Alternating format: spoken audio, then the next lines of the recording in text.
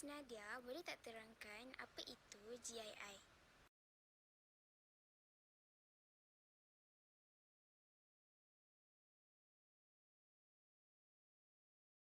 GI ialah satu edisi pelaburan kerajaan. Ia merupakan bentuk sekuriti hutang kerajaan yang dapat dipasarkan serta dikeluarkan oleh kerajaan Malaysia. Ia bertujuan untuk mengumpulkan dana dari pasaran moden domestik untuk membiayai sesuatu perbelanjaan pembangunan kerajaan.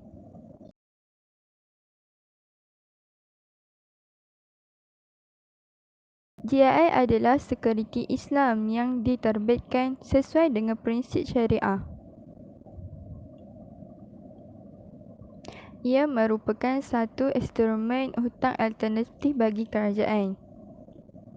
Antara bentuk instrumen lain adalah Sekuriti Kerajaan Malaysia MGS, Bil Pembendaharaan Islam Malaysia MITB dan Bil Pembendaharaan Malaysia MTB. Boleh tak Sis Nadia terangkan apa undang-undang untuk Government Investment Issue? GII dikeluarkan di bawah Akta Pembiayaan Pemerintah 1983. Ia membolehkan kerajaan mengumpulkan dana sesuai dengan prinsip syariah. Terma dan syarat GII telah diatur dan ditafsir oleh kerajaan bersesuaian dengan Undang-Undang Malaysia.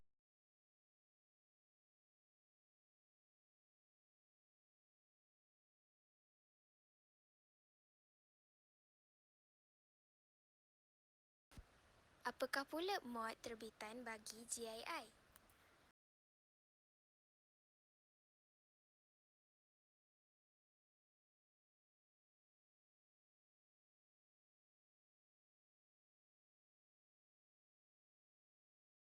Struktur penerbitan GII yang kini dikeluarkan di bawah kontrak Islam iaitu Bai' Al-Inah, sebahagian daripada konsep jual beli dalam kewangan Islam.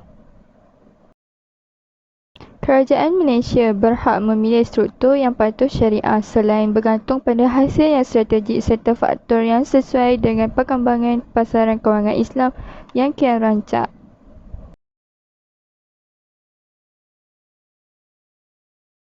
Boleh tak Sis Nadia terangkan macam mana atau bagaimanakah GII ni diterbitkan?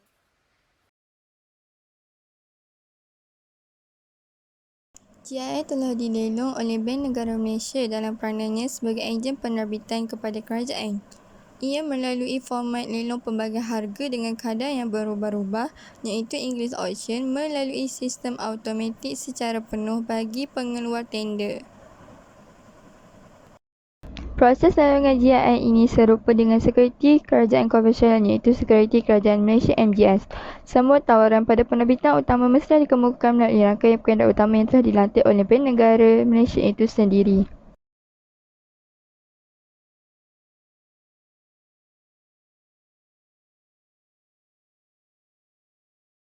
Siapakah yang layak untuk melabur dalam Government Investment Issue ini? Boleh tak Sis Nadia terangkan kepada kami semua? Semua pelabur boleh melabur dalam GII, tidak kira pelabur Islam maupun pelabur konvensional. Antara pelabur yang diberi keutamaan adalah EPF KWSP, institusi-institusi kewangan termasuk prinsipal dealer, syarikat-syarikat insurans, pengendali takaful, syarikat pengurusan aset dan syarikat yang lain.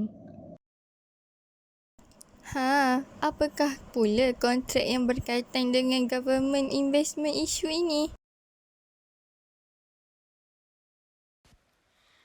Kontrak yang berkaitan dengan Government Investment Issue ialah kontrak murabahah. Pada dasarnya adalah sijil hutang yang timbul dari urus niaga penjualan penambahan aset yang patut syarak seperti komoditi, terutamanya minyak sawit mentah.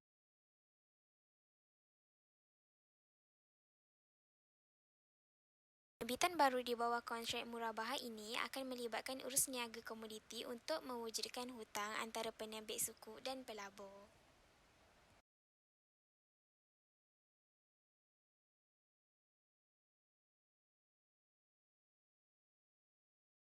Bagaimanakah aliran proses untuk Government investment issue. Ada 6 aliran proses bagi government investment issue, iaitu yang pertama, di bawah prinsip penerbitan, penawar yang berjaya akan melantik BNM iaitu Bank Negara Malaysia sebagai ejen mereka untuk membeli komoditi tersebut. Yang kedua, Bank Negara Malaysia merupakan ejen komoditi yang akan membeli komoditi tersebut. Yang ketiga, setelah selesai pembelian, Bank Negara Malaysia bagi pihak penawar yang berjaya akan menjual komoditi tersebut kepada kerajaan dengan harga yang tinggi. Akan dibayar pada tarikh pembayaran tertangguh. Yang keempat pula, pada tarikh pembayaran tertangguh, kerajaan akan membayar jumlah pokok dan keuntungan akhir yang harus dibayar kepada pemegang GII untuk menembus GII tersebut.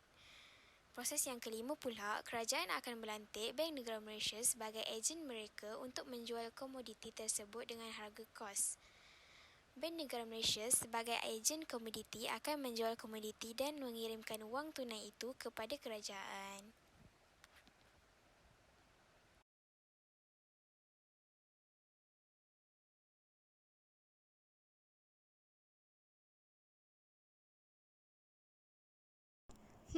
Apakah pula kontrak perdagangan sekunder kepada government investment issue?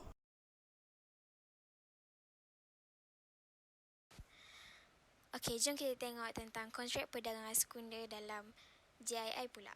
Pasaran sekunder GII dilakukan oleh kontrak Islam yang dikenali sebagai Bai al-Dain, iaitu jual beli secara hutang.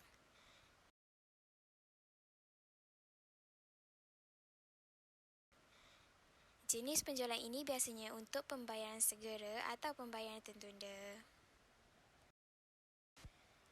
Pada 21 Ogos tahun 1996, Majlis Penasihat Syariah Suruhanjaya Sekuriti Malaysia telah meluluskan satu resolusi sebulat suara untuk menerima prinsip Bai al-Dain sebagai salah satu konsep untuk mengembangkan instrumen pasaran modal Islam.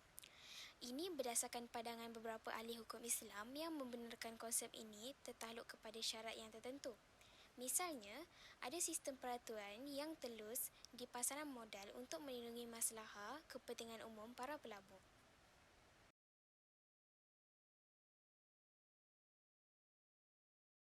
Apakah persamaan dan perbezaan bagi GII dengan MGS?